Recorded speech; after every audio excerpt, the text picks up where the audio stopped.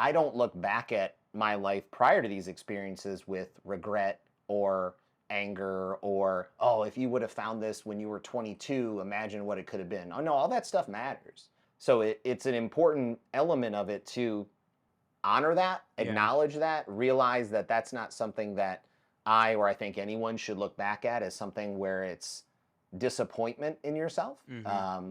That the me now doesn't happen without the me then. Welcome to the Zero Quit Podcast, where I bring you candid conversations with elite athletes, entrepreneurs, specialists, and other creatives. I'm your host, Covington, and through these dialogues, you'll hear powerful stories and practical advice that will help you live a more active and intentional life. If you enjoy the show, be sure to subscribe and share it with a friend. What's going on, guys? Welcome back to another episode of the Zero Quit Podcast. Today I have on Elliott Castello. He's an athlete, coach, and father of two beautiful daughters. He earned his degree in psychology back in 2004 at Ohio State. And also over the past 2 decades, he's worked with various programs involving child development. He's worked with disabled adults and children and a whole lot more. What's going on, man? Not much, dude. Thanks for having me. I appreciate it. Of course. Before we get going, I think it's really neat what you've done recently with your two daughters of starting up that YouTube channel. Oh, And yeah. it Thanks, kind man. it kind of reminds me of like staying cool to your children as long as possible until they start hating you, right? Yep, that's the goal. That's the goal, man. Right? That's kind of, there's always this dangerous thing with kids when you have stuff that you like, you always try to find the sweet spot of Hmm. wanting to introduce them to the things you like without overkilling it. So Yeah. it's always kind of like it's like a cat. Like if people are cat people, like you can't make a cat come sit on your lap. You have to just like hang out and wait, and then once the cat comes, then you're like, okay, I'm in now. Hmm. So it's always been like that with my kids, just like slowly introducing little things that I enjoy to them, and then you just kind of wait and see what takes. Hmm. But now that they're older, they're 12 and 9 now, and this has it's become a thing where there's a lot of shared interests, and we Yeah. decided to start talking about it and have some fun. That seems like the fun age where they start to really have personalities fully kind of like manifest, and you start to see Yeah. their real interests and their passions. And obviously the older they get, they can really start to articulate things and be honest with you. um, and like you said, it makes it a lot more cool when you can try and bond with them over things naturally. I think a lot of times you see parents, right, force their kids down certain sports or Oh hobbies or yeah. whatever it is, and then if they don't have that kind of assertive personality, they kind of just submit to their parents and then get frustrated with them years down the line, right? 100%. And part of this too. So to that point, my oldest one is really into just editing and playing with video and Yeah. stuff. And so like I see her do that with her friends, like her and her friends in our neighborhood, they'll recreate stuff. Like they've done a whole like hour-long version of Stranger Things and Last of Us and what else? Lemony Snicket's Series of Unfortunate Events. They've like Hmm. get costumes and it's a whole thing. And I'm watching her film like on her phone. And so part of this was the same deal, which was like, okay, let's use this to do something else. So she's got real into the process, teaching herself like CapCut and Canva and playing all that kind of stuff. And these are also skills that are going to be like Well, useful for people in the future. that's what I was gonna say. I mean, the career, I guess you call it a career. The business I do now and I've done for years, that's funded a lot of my other ventures and businesses, has been has been editing. It's been Yeah. editing that I learned skills from being 11, 12 years old. I think I've told on the podcast before, but basically doing the same stuff as your daughter, like doing lightsaber effects and screwing around Yeah, on yeah, Final yeah. Cut Pro. And it's really cool when you can naturally like have fun as a kid. Like it's not a chore. Like if I was taught editing or forced to learn Photoshop in school, I Hmm. probably wouldn't be very, open to the idea. I'd be bored. I wouldn't want to do the homework or the exercises, whatever. But when you're doing it very passionately, when you're doing it with your friends, when it's a hobby, you're much more enthused about it. And yeah, like I said, I mean, that's just a way to kind of develop those skills very naturally. It's something that I think about and I've talked to my wife about when we have kids down the line is how can I instill these hobbies in them without forcing them, like we talked about, but in a way that they're going to have these very valuable skills at a young age, you know? Yeah. Well, I think the answer to that is you do you around them, and they'll find it. Be the Uh, example. do Yeah. do I what feel you like it do too. what you do or yeah, do what you do around them, and they'll gravitate towards certain elements of it. I mean, that's a big part of over the last couple years. I mean, I didn't find value in fitness training, lifting, anything like that literally until like 3 years ago. I'm Yeah. 41 years old. I went 38-ish year, 37, 38-ish years of my life, never touching a weight, never doing anything like that. It just wasn't something that I ever valued. And then Hmm. found that and then started doing that and built out a garage gym and started doing everything in there. And there was a time initially at first when I would be like, hey, come work out with me, like Mm-hmm. come do it. And I would like write workouts and I would write things and it would last and they would get excited and it would last maybe like 5 minutes. And then they would be like, is it okay if I'm done? And I'm like, yeah, that's fine. It's good. But then if Yeah. you just keep doing you, then there'll be days when they walk out and they say, hey, can I do some stuff with you? That's Mm-hmm. when you got it, when it's the the choice of the action to participate in it rather than being like you're gonna do hip thrusters, Yeah. 9-year-old. And it's transpired into so many things in my life. I mean, both of them are incredible athletes. My youngest one's a gymnast who lives, eats, and breathes gymnastics now. My Mm-hmm. oldest one, volleyball. She's trying out for the basketball team in October here. And these are all things that, again, me at that age, that was not a part of my life. So Mm-hmm. sports and athletics. So I don't have a frame of reference Mm-hmm. for that for them, or to be like when your dad was younger he played. I didn't, Yeah. right? And I talked about that all the time. I'm like, you guys are light years ahead of yourselves, like physical fitness wise or strength wise, than I ever was, Mm-hmm. because I can't be like you're gonna play baseball like your dad did, because I didn't. Yeah. Yeah, I was talking to a friend about that the other day. Just I think the idea is exposing them to as many different hobbies, interests, Yep. skills, whatever, and letting them see what sticks, letting them kind of gravitate towards whatever's, they're more inclined towards. But since you brought up the lifting, I'd like to dig into that because I've been following you for a bit now and I don't think I know your full story. So I'd love to hear it now. What was the catalyst for you getting into weightlifting, and how did that dramatically kind of shift your attitude not only towards your own body and fitness, but it seems like it impacted obviously a lot of other aspects within your life? Yeah, it came from this place of me having a realization at I was pushing probably about 290, 295 pounds, Mhm. and had a realization of just like, oh shit, it would be a real bummer if you died before your kids finished middle school, like Mhm. just with the way that this trajectory is going. Um, and again, never did anything like that before. There was a Planet Fitness 5 minutes from my house, so I was like, okay, we'll just start there. So went there and was, a full-blown member of the school of YouTube training. Me watching videos Yeah. of just being like, this is how you do this is how you do that. And I didn't touch really a lot of lower body stuff because that seemed intimidating to me, but I was like, bench makes sense. Of course. So I started benching and Did doing you upper have body one of the stuff. Planet Fitnesses that had free weights? Because I know a lot of them don't have bench presses or squat racks. No, it was on like Smith machines. Yeah, of So course. like just Okay. like that. So just doing that. And so I'm like, oh yeah, like this is we're getting places with this.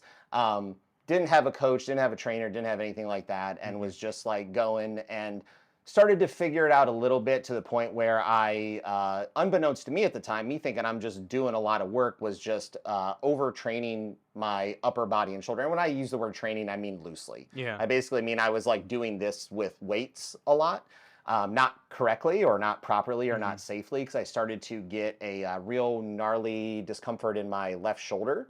Mhm. And at this point, we're maybe a little bit into it. Went and saw the doctor after a while, because eventually I was like, it hurts to like lift my arm up, and they went in and checked out my shoulder, and it was like a bomb went off in there, just in terms of ligaments and other things that just were not great. Mhm. The doctor's word to me was, if you kept doing what you were doing for another couple weeks, you probably would have blown out your rotator cuff. Mhm. So, Even on a Smith machine. probably even just how much, yeah. And that's not a testament to me being like I was throwing up some serious weight. It's just I would go and I would bench and I would do upper body stuff like 4 or 5 days a week, Yeah, because just in keep my hammering brain it. it was just, yeah, in my brain it was like, this is better than what you've been doing before. Mhm. um so no reconstruction stuff necessary. They're like, we can go in and clean it out and like you'll be okay.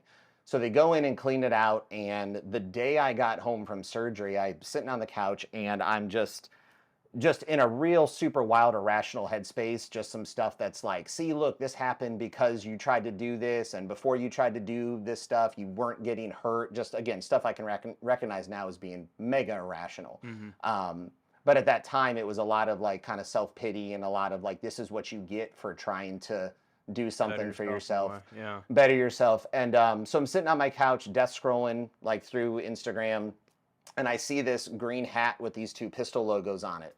And I'm like, that's a cool hat. I'm like, what's this about? And so I click on this thing and I'm like, Hate Brand Goods, what's this company? Mm-hmm. And so I see this dude with a David Bowie tattoo and a Frankenstein tattoo. And at that time they were doing one of the slasher drops and it had this Jason Voorhees thing on it. I'm like, that's cool. Who's this guy? So I click on Matt Vincent's thing. And at that time, that was really close to the time he had his last knee procedure. Mm-hmm. So a lot of what his content and stuff on there was his rehab from his knee procedure. And his mentality and the way that he spoke about it and framed things, just kind of one of those moments where stuff just gets you Mm-hmm. and it just kind of clicks with you in a way. So I remember sitting there for probably like an hour, just like, and then finding his YouTube channel and just Going just down the rabbit arm hole. in a arm in a sling, pain meted up, just down there. So I do all that, and then I'm like, I should let this dude know like that I appreciate this. So Mm-hmm. go back over to Instagram, slide in the old DMs, and just send him a message that's like, hey man, new to your stuff and you guys, thanks for your message, appreciate what you do. My phone dings like a couple seconds later, and he messages me back, hey man, what's going on with you? What are you working through? And at that moment I was like, oh shit. Like I didn't think this was going to be an interactive experience Yeah. like with another person. And I share with him what's going on, and we just end up kind of chatting and just kind of chatting back and forth on there for a little bit. And that kind of continues over a little period of time to my shoulder kind of rehabs, and this is fall of 2019. Okay. So my shoulder rehabs, I get cleared to like start working out again. I'm like, all right, cool. I'm gonna do this. I'm gonna try this again, but I'm gonna do this. I'm gonna find a coach around here at a local gym in Columbus. And I'm gonna have somebody like show me safely how to do this. And this is now like February of 2020 when I get like the go ahead to like try this again. And that's when, as we know, end of February, beginning of March, Well, everything changes. funny. I'll pause you there. So I was actually speaking of Columbus. My wife and I were in Columbus for like that weekend, kind of before all things went to hell for the Arnold Expo. The Because Arnold, we yeah. had went in 2018. I was like a kid in a candy shop looking around, seeing all these people and all these, you get a whole goodie bag. I kind of describe it like Halloween. Oh yeah. And I was like, this is the best thing ever. Weren't able to go in 2019, but we were, all, full head of, or Jazzed yeah, up. all jazzed up for 2020. And then of course, Yeah. like it was, I think Tuesday, and the event started like Friday. Tuesday, we're in our apartment and we get the email that, oh, it's canceled. And we're like, what? And we kind of sat there Mhm. for a few hours, just like conceptualizing the fact that this trip we've been looking forward to, our Airbnb, Yeah. all this is canceled. Either way, we went. Still went to Powerhouse and trained. But Columbus is a great city to find a gym and live for. But of course, when it's closed, you don't know how much you can do. It is. Well, and so that's the point. So I'm like, there's lots of options around here. Like, I'm going to find somebody who's going to, like, I'm in the place that I'm Yeah. going to figure this out. And then everything changes. It's like, and then all of a sudden I'm connecting the dots of like, you're not going to a gym for probably a long time at Mm-hmm. this point. And so I hit Matt up and I asked him if he does like programming or training. And this whole world of like online strength athletes and all that kind of stuff is like, it Fresh to might as you. well have been like Mandarin Chinese to me. Like, I'm like, I see that there's people that do like virtual or that do like programming that you can buy and stuff. And Mm-hmm. he's like, no, I don't really do that, but you can hit my girlfriend Bonnie up. Mm-hmm. She does that for folks. So the short version is I hit Bonnie up and I'm basically like, hey, like I've gotten to know Matt for a little while. Are you interested in trying to teach somebody that doesn't really know what they're doing, but kind of does how to become a power lifter from like 350 miles away, basically like Mm-hmm. using our phone? And she says, yeah, let's do it. So here in Columbus, headquarter of Rogue, I'm able to get to Rogue right before Rogue shuts down. I get a rack, a bar, and just a random collection of bumpers, Mm-hmm. and basically come home and just dump all that shit out in my garage. I cleaned out like half of my garage, laid down some horse stall mats, and I'm just like, this is what I see people do, so I Mm-hmm. guess this is what you do. And I sent everything I had to Bonnie, and I was like, okay, like let's get to work, because I knew that at that point, with also forecasting kind of what was probably going to happen with me doing the things that I used to do, that was going to go away, that I knew the direction I would have gone would have been to fall back into all of the really bad habits that got me to where I was. And I knew I probably needed to almost get obsessed with something, Yeah. and saw this as being the way to go. So she starts writing my programming, she starts writing my training, and here we are like 3.5 years later, that's continued, still does all of that for me, Yeah. and it's been a ride. Do you think big change, or at least like the moment of realization for you of getting into lifting and actually sticking with it, was this sense of somebody actually caring and having that 100%. accountability? Because I feel like as people, especially if you are relying upon this happens, I think, a lot for high school and collegiate athletes. When you have the structure, you have these, like, let's say, team or coach giving you programs, you know what to do, you're told what to do, you do it. But then as you get older, life happens, you get married, you have kids. I think people fall a little bit by the wayside, and they don't have, let's say, the people around them or their community to hold them accountable because they're also falling off track. Um, 100%. yeah, you can run with that. Well, I think it's the accountability piece, but I can also tell you what it was Yeah. for me, which was they lowered the barrier of entry for me. Yeah. These I mean, Matt and Bonnie specifically, and then also once I get to know Hanse, Mm-hmm. these are people who are in my eyes, they are, world champion athlete, freak athletes, people Mm-hmm. that are experts at what they do. And never once made me feel stupid for not knowing what I was doing. Yeah. That's, I think, was the key of it for me. These people who can do this stuff with their eyes closed, Mm-hmm. and me being like, how does a Bulgarian split squat work? Mm-hmm. It was never They were anything that approachable. made, yeah, it was lowering that barrier of entry and being like, hey, like, here's how you do it. Mm-hmm. And then when it would need correcting, try doing this and try doing that. And that was such a huge piece.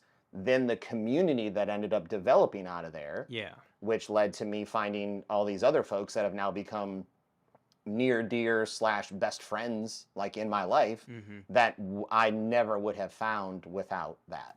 Yeah. Well, you mentioned Sam, which I don't know if he'll be the podcast right before this, but you said you got a good story, so hit me with it.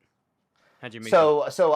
Yeah, so I had known all these folks virtually. So at this point, it's like a year later. It's like winter of like 2020, and Mm-hmm. Bonnie's been doing my programming, still keeping in touch with Matt and stuff.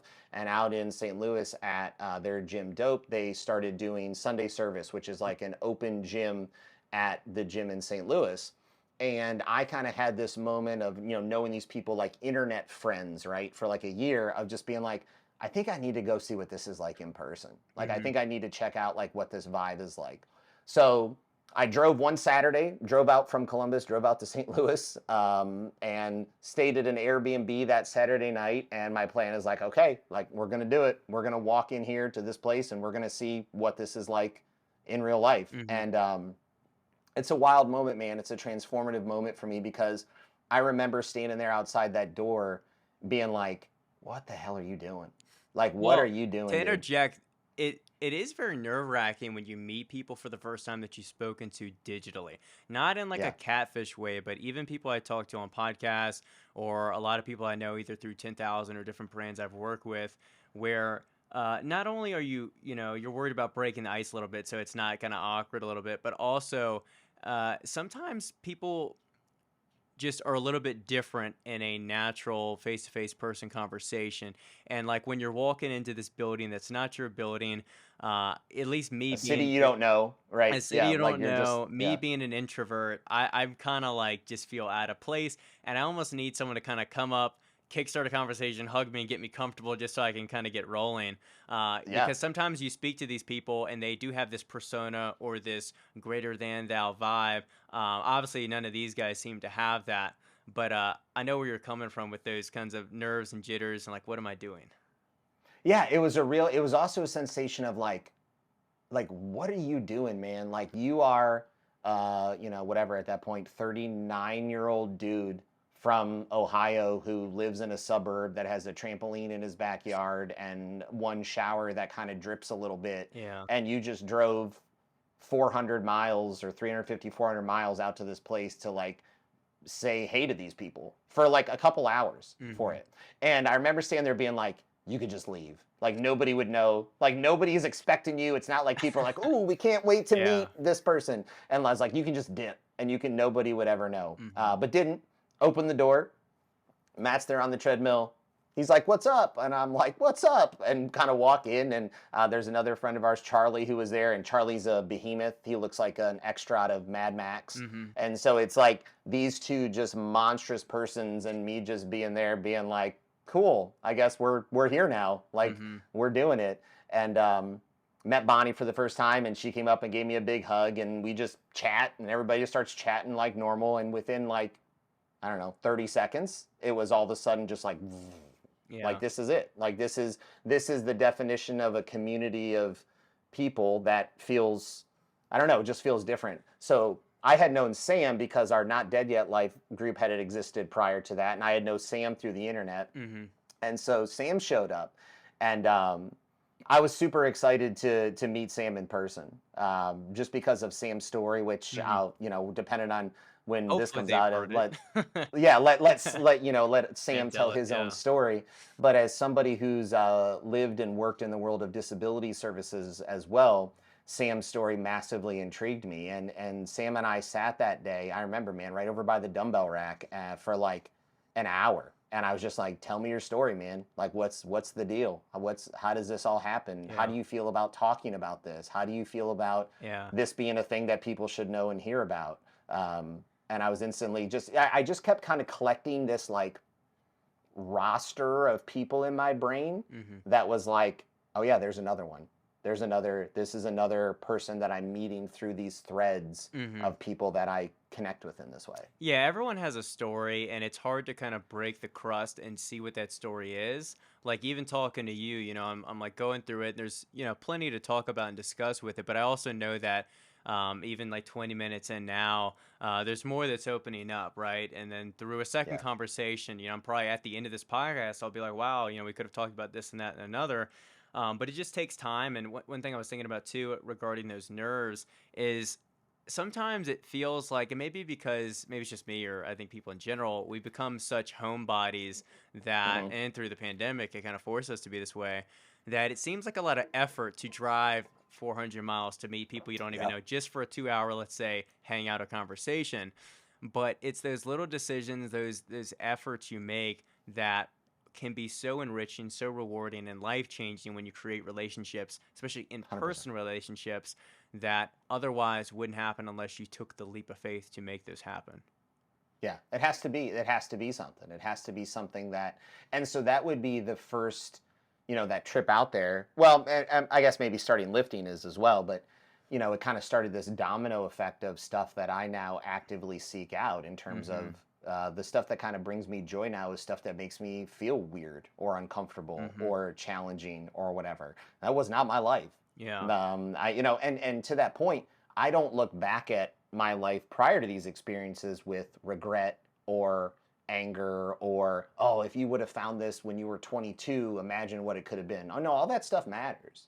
The stuff that came before matters. The times that I had were good times in that version. That dude Mhm. who used to go out and pay for everybody's bar tab and then buy pizza for everybody afterwards and then wake up in the morning and go have steak and shake for breakfast. Like Mhm. he wasn't doing the best to take care of the physical vessel, but those are good times and good memories with people that matter as part of the story.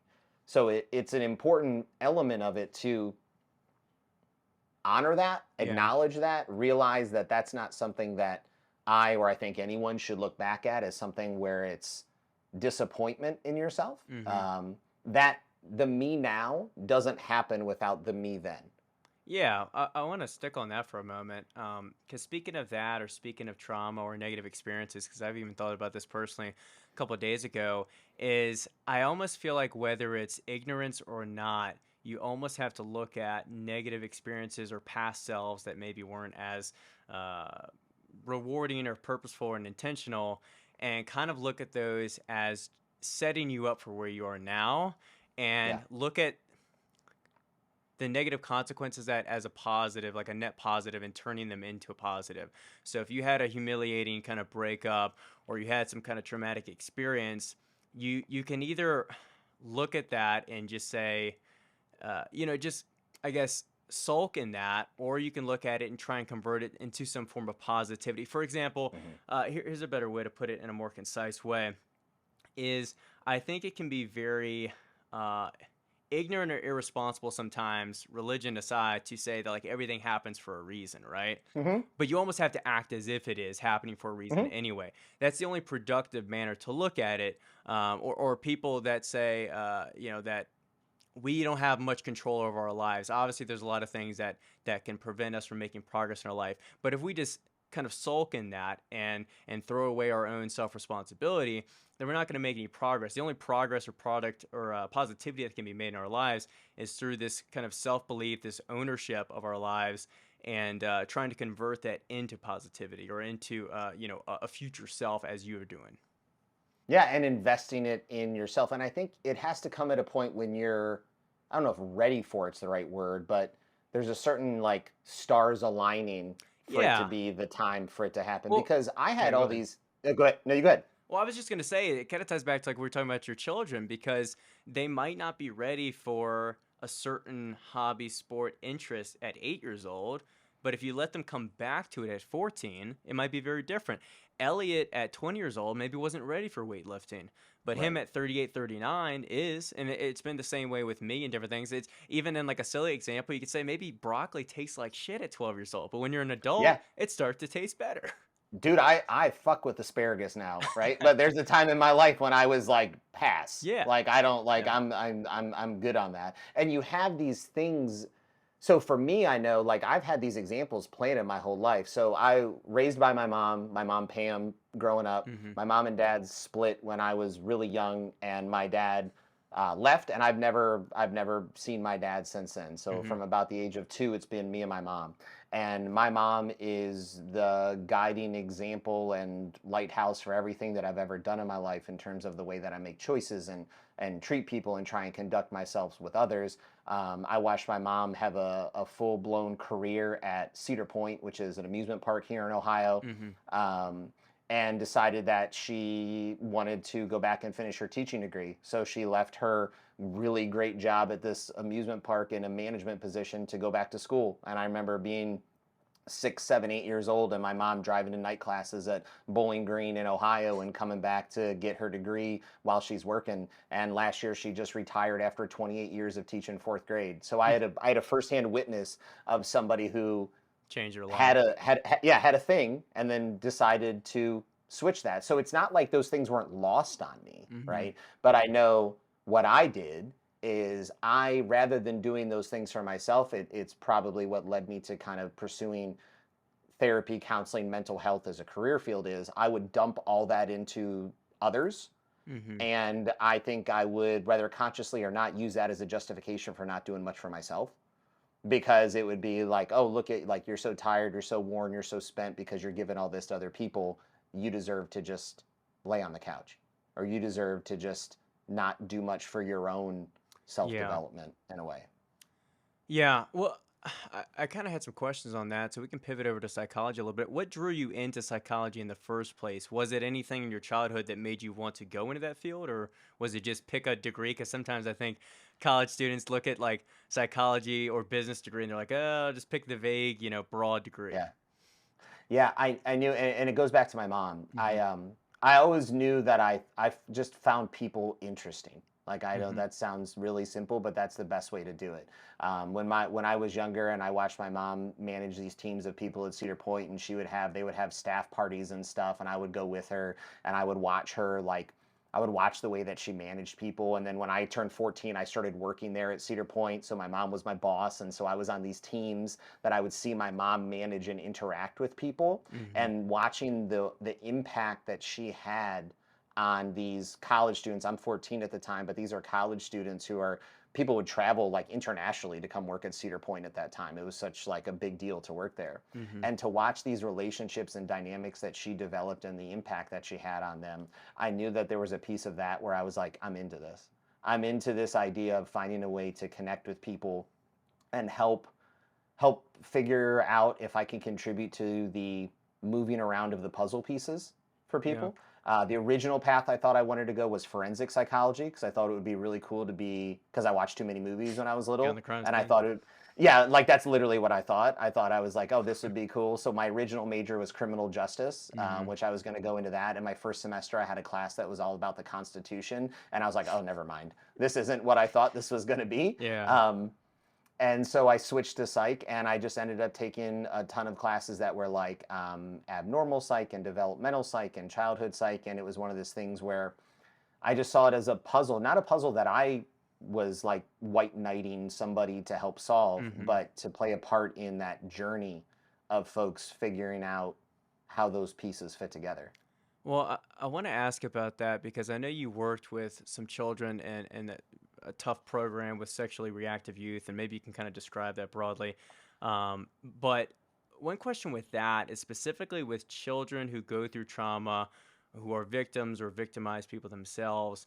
Do you feel like it's easier for a child because they're more young and malleable to overcome that trauma, or is it harder because they're so young that it becomes intertwined and kind of uh, tied to their identity? Yeah, that's a great question. I think it's easier if they have the proper scaffolding or framework around them to help reorganize what their view of normalcy is. Yeah. So when I worked with that population, and that came a little bit of kind of what you were saying before. So I graduated with my undergrad in psych. Mm-hmm. Um, I knew I didn't want to go back to school at that time, or I didn't want to continue on. I didn't want to go get my master's. An undergrad in psych doesn't really get you a lot of things in Yeah. terms of like, oh, so you can go and be a whatever, a counselor or whatever, Mm-hmm. or anything like that. Um, it's a lot of like hands-on work. And so I saw this posting for a unit worker at this residential facility for adolescent youth. That's all it said. Mm-hmm. And so I went there and I applied and I was hired, and I was hired on as a unit staff member, which means that you're helping the kids. It's a locked facility, so there's a school on campus, there's a gym, dorms, all that kind of stuff. And so my first role there was essentially just helping them navigate through the day. Is it like So an I'm with them when they're alternative in to like school. a correctional facility then?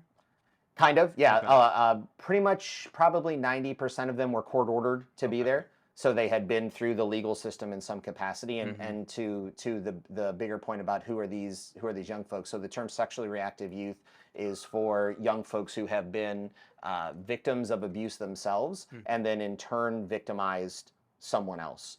So it's kind of a twofold component Mm-hmm. that's required to take part in this kind of treatment. And so the goal is to help them get reintegrated back into the community, whether that's them going back home or going into a foster care system or independent living or whatever. Um, Within the first week that I worked there, two kids out on the basketball court jumped me. This is how I think you're maybe have cut from a little bit of a different jib. I remember driving home that night and not thinking like, why'd they do that? Or I'm never going to come back here again. But being like, I wonder why they did that. I Mm-hmm. wonder why this dude who they just met, like they thought, who I had been nothing but neutral to kind, was like, let's teach this guy a lesson out on the basketball court. And you have those little moments where you're like, oh, that probably means that we're built a little different here Yeah. then. Yeah. Different framework of a way of life, I would say. Yeah. Yeah. So I ended up working on the unit for a bit. The individual who was the group leader ended up leaving, and a spot opened up for the person to step in to lead the group counseling and the individual counseling. Mm-hmm. And I went to my boss at the time and I was like, look, I'm aware I don't have any sort of future degree in this, or I don't have my master's or anything like that, but I'm into this. Like, this is a part of this I'm here to do. Mm-hmm. I'm not just here to play basketball during rec time or to play Xbox during whatever time. Like, I'm into the therapeutic side of this. Mm-hmm. And so they gave me the opportunity to do it under the supervision of my boss at the time. And I ended up being there for 5 years doing that. So I led group meetings and individual counseling. I would go to court hearings. I would testify on their behalf for reentry back into the community. And it was a wild job, man. It's simultaneously the hardest and most rewarding job I've ever had at the same time. Mm-hmm. Um, and it was one that I think prepared me for a lot of things in life. It's kind of one of those things where you do that, and not a whole lot seems hard after that in terms of work. It's when you spend time on your days talking about those heavy things and working through those heavy things and getting called in at 2 in the morning because somebody punched their fist through the fish tank, or Mm-hmm. someone broke out of one of the doors and is now AWOL.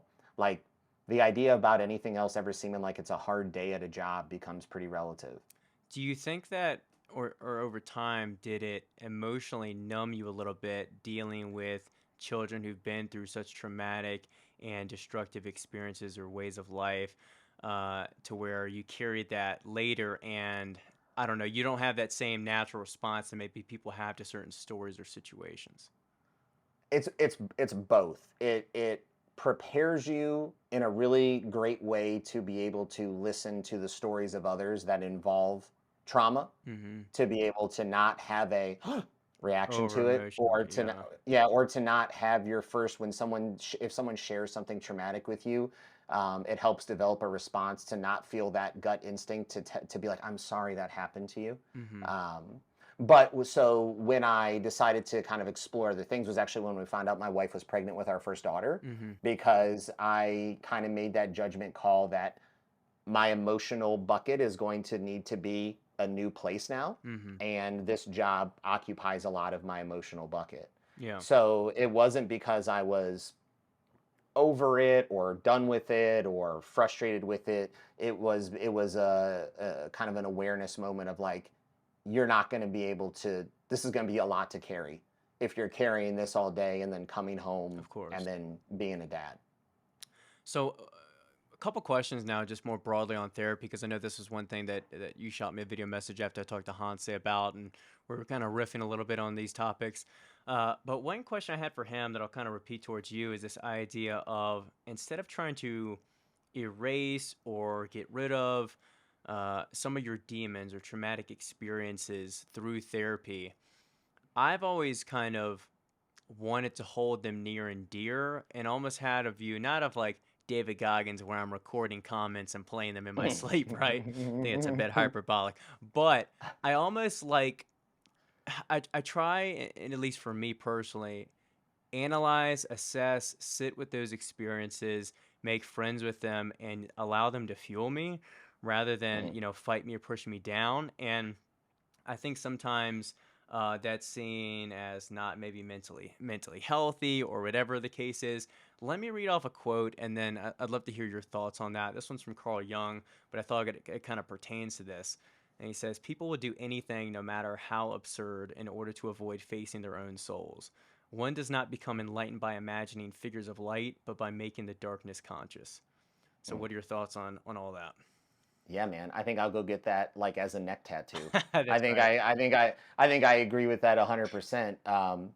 I'm not I don't really advocate a lot for the concept of closure. I think it's Yeah. reductive to think that we ever get over things. I think even going back to me sharing about what that part of my career was, for me to ever think that anything I'm going to do with a 12-year-old in therapy is going to make them not, maybe someday 10 years from now when they are sitting down at dinner with their family, think about that time that they were raped, I Mm-hmm. think is ignorant and egotistical of me to Mm-hmm. think that somehow I'm going to help mend that. I think it's about the idea of how can you acknowledge that that part of the story exists and then fold it into the decisions that you make going forward. It's not something that is ever going to not be a part of your life. So I think it's a waste of time and energy to try to pretend like it is. And you Mm-hmm. can extrapolate that out to anything. You can extrapolate that out to a bad breakup, losing a job, getting fired, Yeah. whatever it is. It all matters. It's all part of the story. And it's about what do you do with that in terms of how you write the next chapter based off of, the simple way to look at it, I guess, is what did you learn from that? But even that, I think, is a little simplistic of it. It's realizing whatever that traumatic thing is that something that happened or is that something that happened to you? Because I think those are two different things when identifying trauma and how it made you feel. And what do you do in terms of now, how do I come out of that? And what do I do next based off of that? Could you expand on the difference between what happened and happened to you? So whether or not you were a victim, and I use the word victim kind of Sure. pejoratively, whether you were a victim of someone intentionally doing something to you to harm you, or whether this was a situation and circumstance that happened that hurt you by proxy of the experience. Okay, so like someone targeting you, let's say for sexual abuse, rather than a drunk, abusive parent that you just happen to be in the household. Yeah, yeah, and in a way, Okay. and again, if you take it out from like a bigger picture standpoint, right? Like is this a thing that you have some shitty interaction with a person? Mm-hmm. Is that because that person was in a shitty spot and you happen to be there and Mm-hmm. you're on the receiving end of their shitty interaction? Or was this someone coming at you and being like, hey, Brock, I got something to say to you? Yeah. And it's that version of it. And I think it's a pretty complex thing to navigate, but I think laying it down for that framework, and it's not trying to minimize it either Sure. way, or it's Yeah. not trying to get into an Make it less argument or or a more. discussion. Mm-hmm. Yeah, depending on what someone says, it's like, when talking about that with folks, it's not like if someone says one way or the other, I'm not going to correct them if I have a different opinion. Mm-hmm. But it's you starting with the framework of, is this something that happened or something that happened to me in a way, and what's the intention behind that thing? Helps begin to kind of untangle the Clark Griswold Christmas lights that tend to kind of develop about things like that, because that's what it is. It's a constant trying to figure out, can I get a little bit more of this out, rather than looking at it as one big ball of Christmas lights that you're like, I'm never going to fix this. Yeah. It's one strand at a time. I guess another question with therapy, and you could maybe explain whether you go or you have gone. I talked to Hans a little bit about this as well. Is and I had like a minor fun-ish argument with my wife about it. Was this idea of that not everyone needs therapy, Hmm. and my view is essentially that I think therapy can be very useful, and sure, therapists can point out things that I'm ignorant to, because I know I'm with myself constantly. There's going to be blind spots, right? And so I think in a lot of ways, therapy can be what I would kind of use or call a shortcut to understanding Hmm. yourself on a deeper level.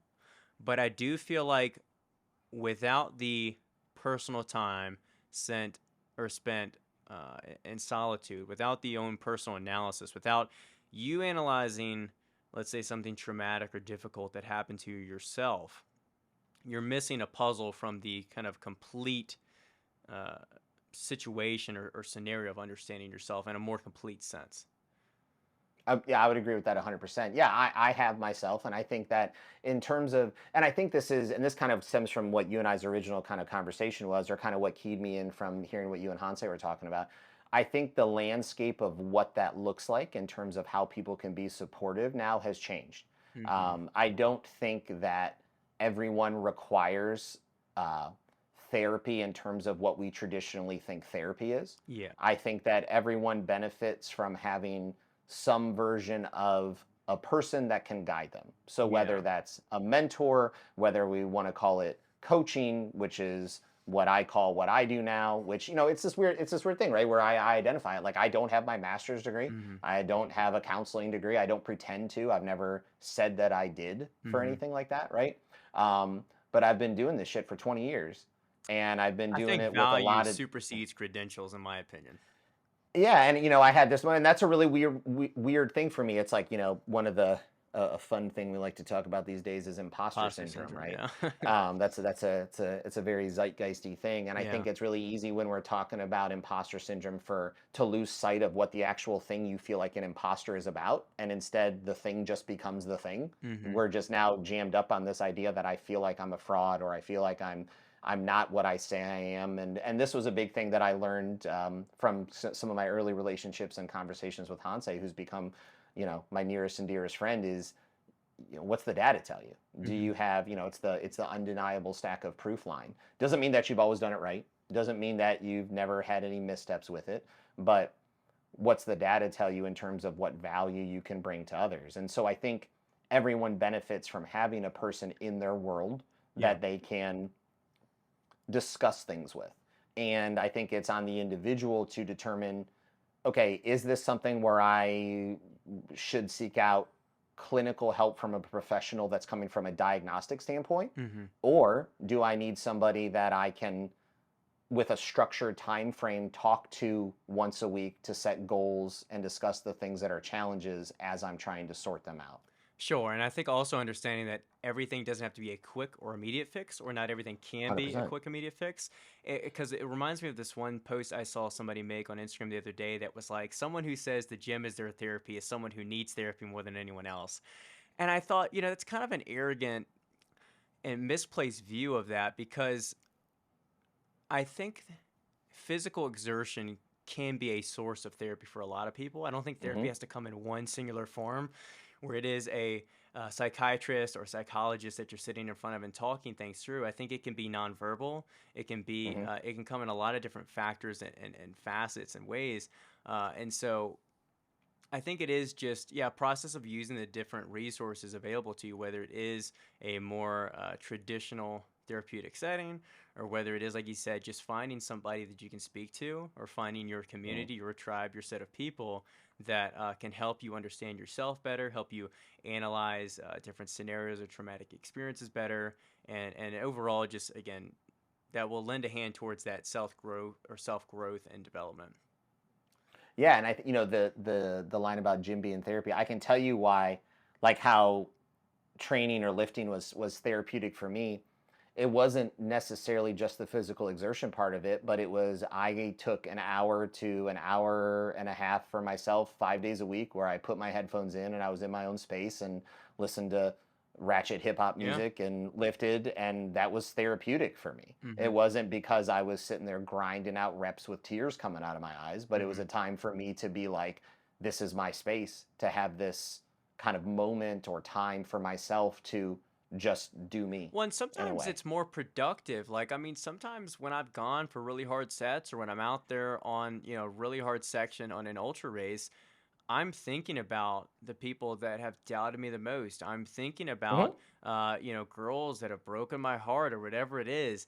And I'm thinking about these humiliating moments. And I don't think, oh, I'm still hung up on those things, but I'm using them as fuel. And Hmm. if I'm getting a positive net result out of those things, if I'm using them in that way, I don't think it's fair for someone to tell me what's productive or what's not. Like if running or lifting is therapeutic for you, or using some of those moments or memories is, uh, it's just kind of a who to say kind of thing.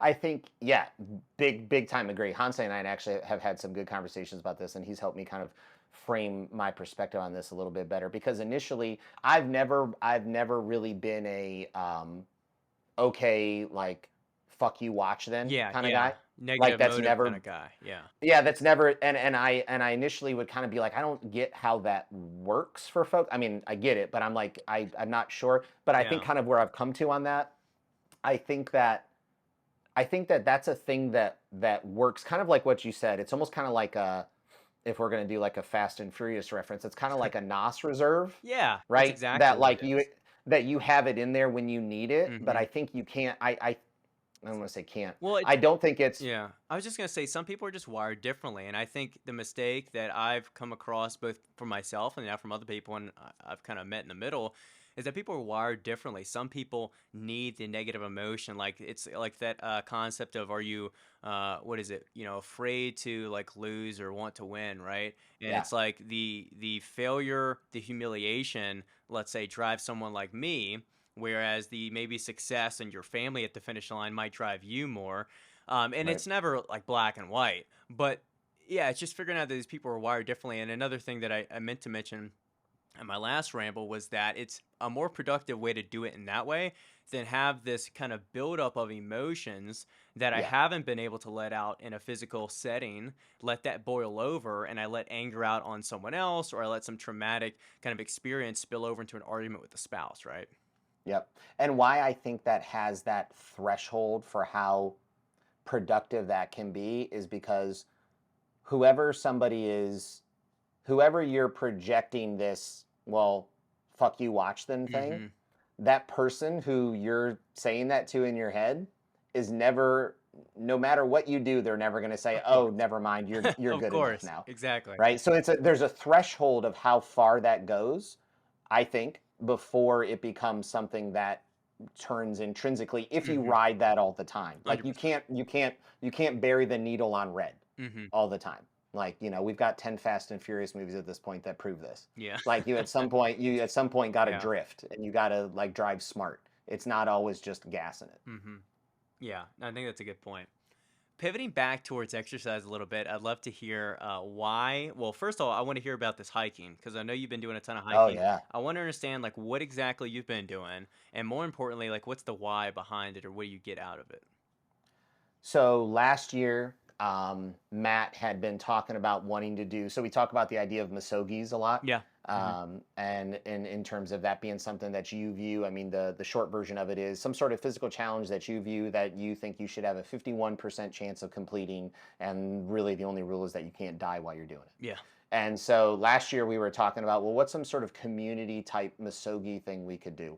And out in near St. Louis, there's this place called the Berryman Trail, which is a 29-mile loop hike through the You woods know what out the there. elevation gain is on it? Or is it I fairly don't. flat? It's not really flat. There's a shit ton of rocks. I Okay. can tell you that now after doing it twice. Yeah. It's not gnarly, but there's some elevation to it, but it's not anything crazy.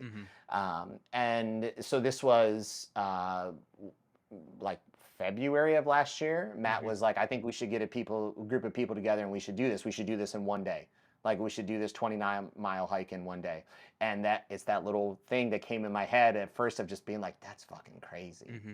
But then there's a part of me that now is like, sounds good. Yeah. Like let's do Why this. not And me? so why not? Yeah, why not? And so the date that we picked to do it was actually 2 days before I turned 40 last year. Mm. And so I was like, it was a lot of those weird like, Timing. Mercury's retrograding, stars are doing their thing, and I was like, Yeah. this just feels like too good of a thing to not do.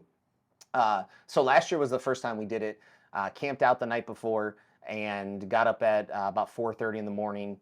Did the whole thing in one day, and it's one of those experiences that it's not that I thought I couldn't do it, but when you get done with it, and obviously you know this much better than I do with the things that you partake in, there's this element of like, not necessarily that wasn't as hard as I thought it was, but like I'm still here. And if I Yeah. had to go 30, I could go 30. You realize you're capable of a lot more, and like saying something but then doing it, it's just a Yeah. very different experience. Like knowing you could do it, but then actually doing it. And like you said, I mean, it also gives you an opportunity to find those low moments and those breaking points and overcome them. Like find those Yeah. brick walls that you can either break through or climb over, figure out a way past. And it's constantly seeking out those. And even if you could do it easier, you don't really want to. I was talking to a buddy, or Hmm. he's now my running coach, about this. How I've done 250-mile races, and the first one is far more memorable, not just because it was first, but because it had extremely low moments. It had moments of tears running down my face and crossing cold creeks and going through mud. Versus the second one, I finished it faster. It was a lot more straightforward, and so it was a better performance per se, but not nearly as rewarding and memorable. You know? Yeah. Sometimes, it's like a thing I would relate to that is if you're gonna go to an outdoor concert and you're watching the weather and you're like, oh shit, it's supposed to rain. Some of the best concerts I've ever had in my life that stand out in my brain are the ones that it rained during. Yeah, you remember it. But you look at that on the weather map and you're like, oh, it's gonna rain on Saturday. But the reality is those ones and those experiences stand out more than the other times when Yeah. it's like 85 degrees and you're sitting on a blanket. Hmm. And so when we did that, that was a really, I've had several kind of like turn the page moments of stuff. And Hmm. that was a big one doing that last year and having that experience and doing it with people. I That think we too. had about like maybe like 20 people, I think, do it Hmm. with us last year. And it was great. It was a day out there of, 12-ish hours of walking and chatting and all the good things. And kind of that was a big unlock of just kind of like, okay, well, what's next then? Like what if that's possible, then Hmm. what's possible? And in a way of not thinking that I didn't think it was possible, but affirming that maybe is a better way of saying it. Yeah. Like, oh yeah, we're good. Like my left pinky toe was like had a blister for like 2 days, but then I was fine. Hmm. And so then we came back this year to run it back and do it again, and that was a really interesting thing. I think kind of almost what you're describing about doing, kind of having a second experience of just being like, yeah, like let's go, like we're let's do this again. And this is where kids are wild. When I told my daughter, when my kids are so great. When I told my oldest one, I was like, hey, guess what? I'm like thinking I'm all cool. I'm like, hey, guess what I'm gonna do? And she's like, what? I was like, I'm gonna hike 29 miles in one day. And she goes, without skipping a beat, she goes, why wouldn't you just do 30? And I was like, Fair Damn it. enough. Yeah. I know, damn it. I was like, yeah, but that's a good thing about kids, right? She was just like, okay, like Yeah. so then now what? So we did it. We ran it back again this year.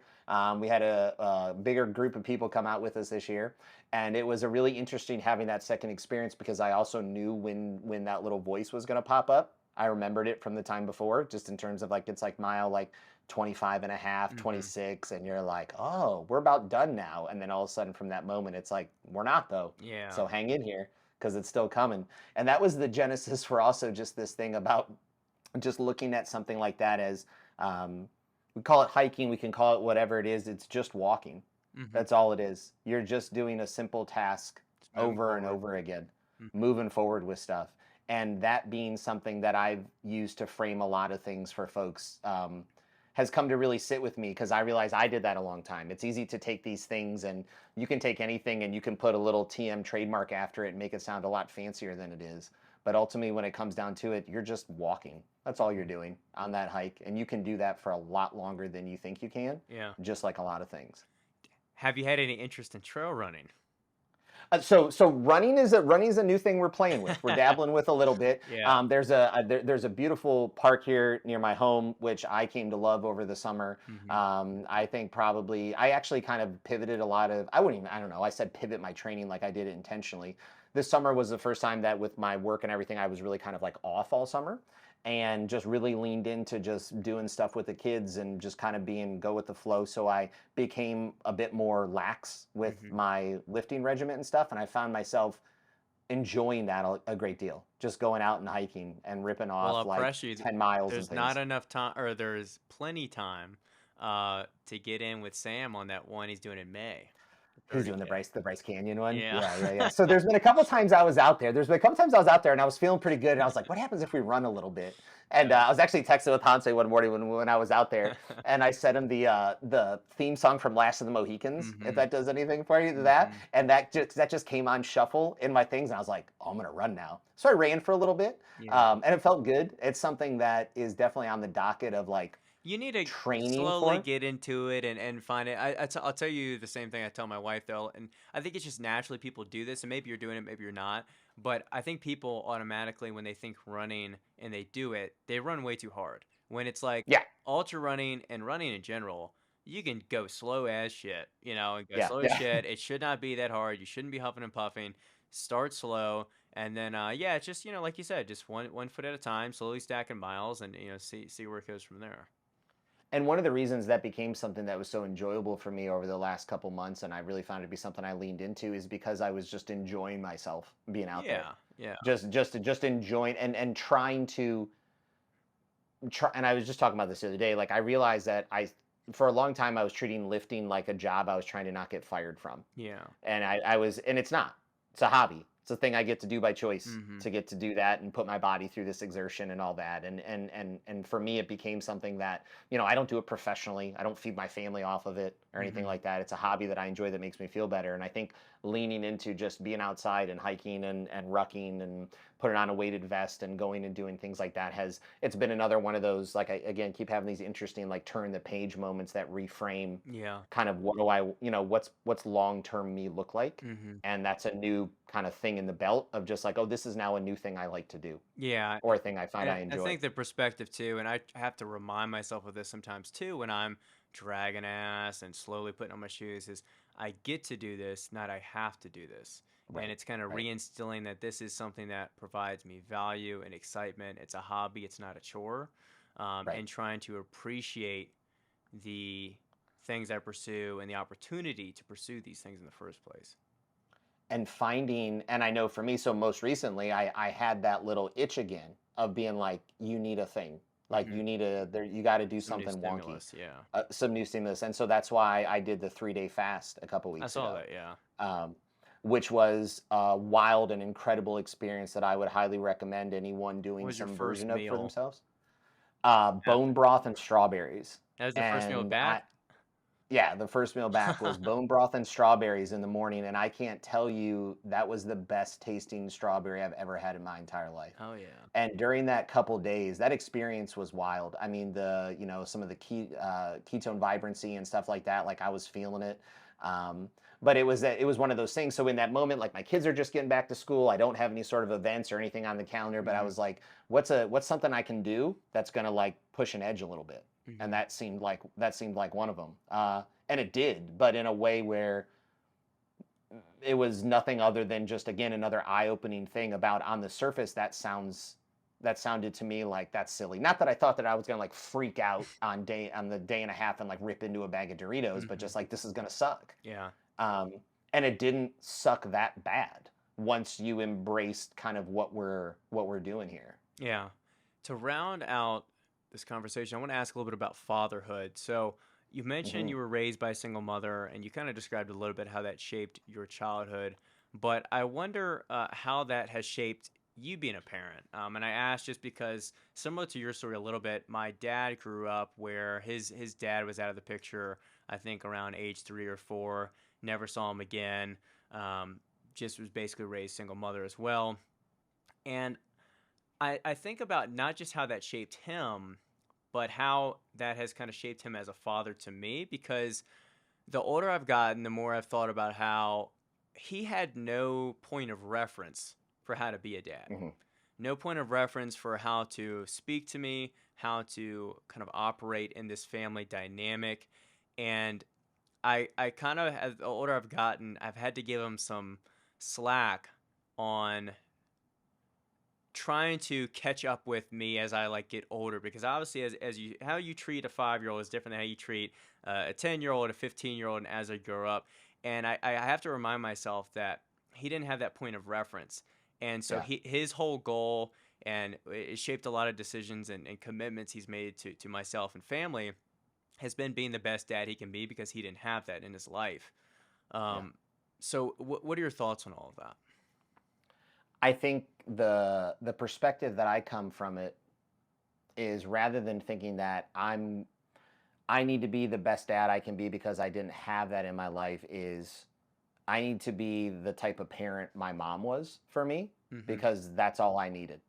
I wouldn't go back and change any of the way I was raised for $1 million in terms of growing up with my mom and watching the way my mom raised me and watching how hard my mom worked and the things we did, going Mm-hmm. fishing and going to movies. I remember my mom taking me when I'm 10 years old to see Terminator 2, my first R-rated movie, and sharing experiences with me, and my mom playing with my Ninja Turtle toys with me and taking Mm-hmm. me to the comic book store every Friday. So it's always the thing I try to bring to any sort of conversation about whether it's fatherhood or even if we're going to get into the world of like masculinity and all that Mm-hmm. and all those kind of conversations is in terms of kids, it's you're being a parent and you're being what that kid needs for them. And I don't think I've ever done anything with the intention of it being like this is how a dad does it, because kind of to your point, I don't have a frame of reference for that, but I Mm-hmm. have a frame of reference for how my mom did it for me, and she did it so well, and I watch the way that she still continues to do it with my kids as their grandma. Mm-hmm. And I find myself doing things or things that are like my mom or my kids. I'll say something, my kids will be like, "Oh, that's like something Mamaw would say," and I'm like, "Yeah, you're right, man.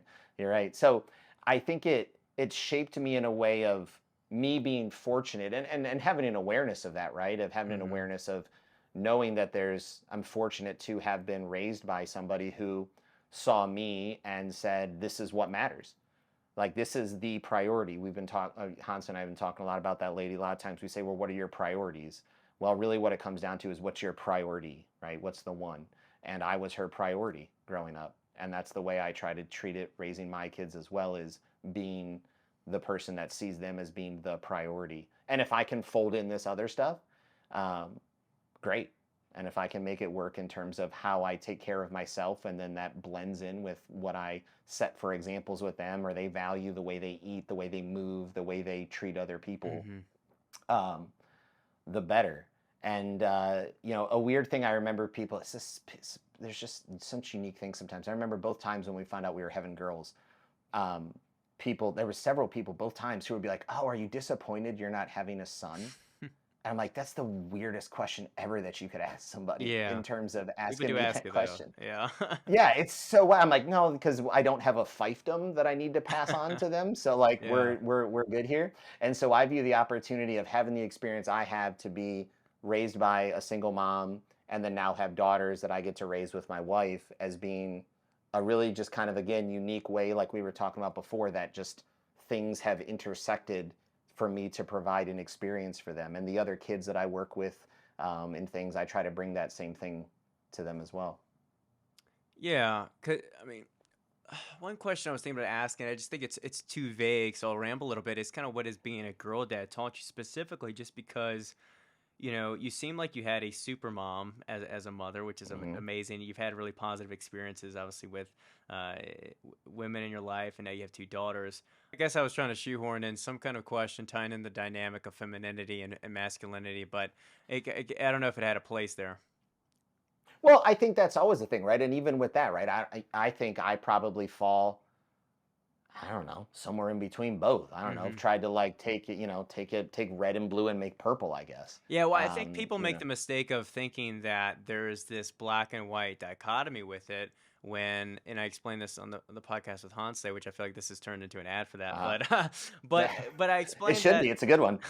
I explained that, women can be strong without being masculine, and that Hmm. there is, like you said, there is this fluidity between them, but there at the same time there are also traditional male values and traditional Hmm. masculine traits and traditional feminine traits. So I think it's important to not kind of denounce either or. It's kind of like you said, like you're raising your daughters to be strong and assertive, but you're not trying to turn them into a more masculine version or denounce their emotional capacities as Right. well. Right. Yeah, I've never been a fan of stuff that personally, stuff that I guess I would consider super like aggro, Mm-hmm. right? Like that doesn't land with me. It doesn't land on me. I know again, kind of going back to what we were talking about before, right? Like different strokes for different folks in Mm-hmm. terms of what lands with them. It's never done anything for me, right? A video on the internet of somebody like yelling at me that you gotta do this and that and the other. I'm like, zip, Mm-hmm. like we're good, like that doesn't register for me. Or things that come from a place of trying to motivate through shame, Mm-hmm. I think is also a fool's errand, and I think that's the weakest approach to try to get change initiated in a person. Mm-hmm. And I think for my girls, I guess here's what I would say about this, and this is like ish, but not what we're talking about.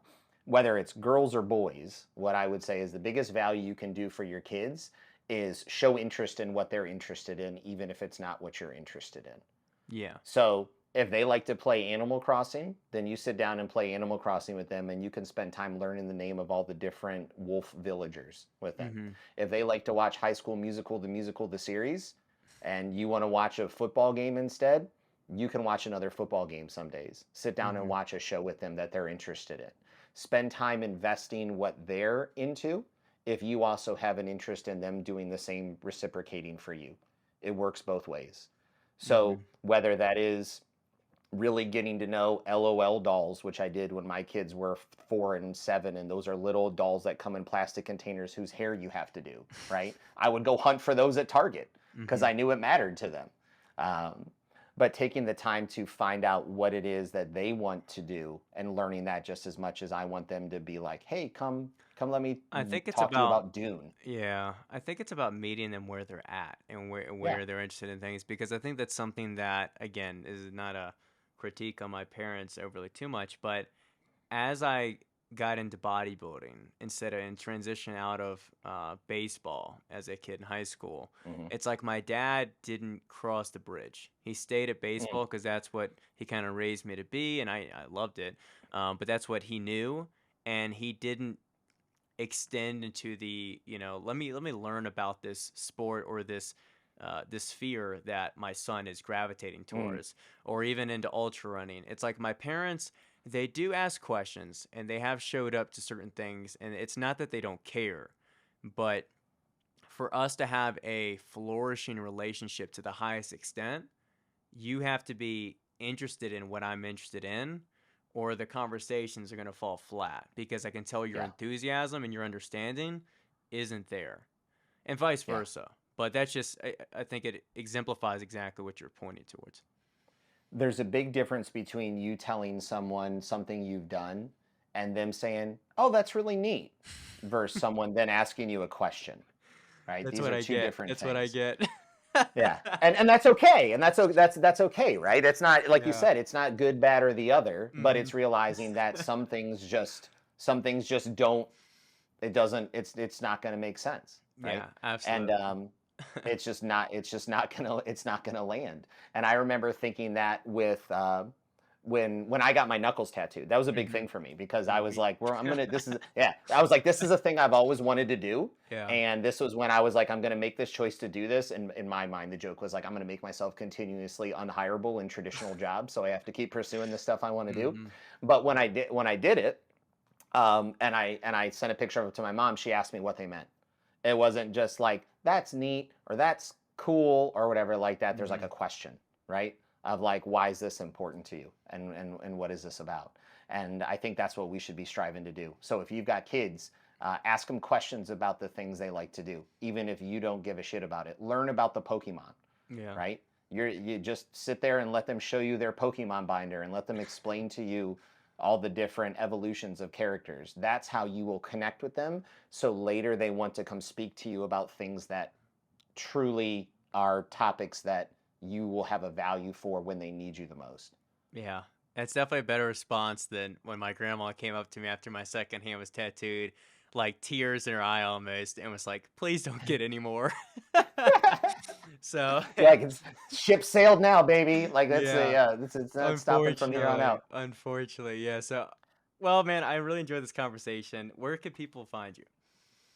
On Instagram at Elliott Castello, Hanse and I working out with Warpath and doing the things we're doing there. You can find us both on the Completely Unreasonable podcast on YouTube and Spotify.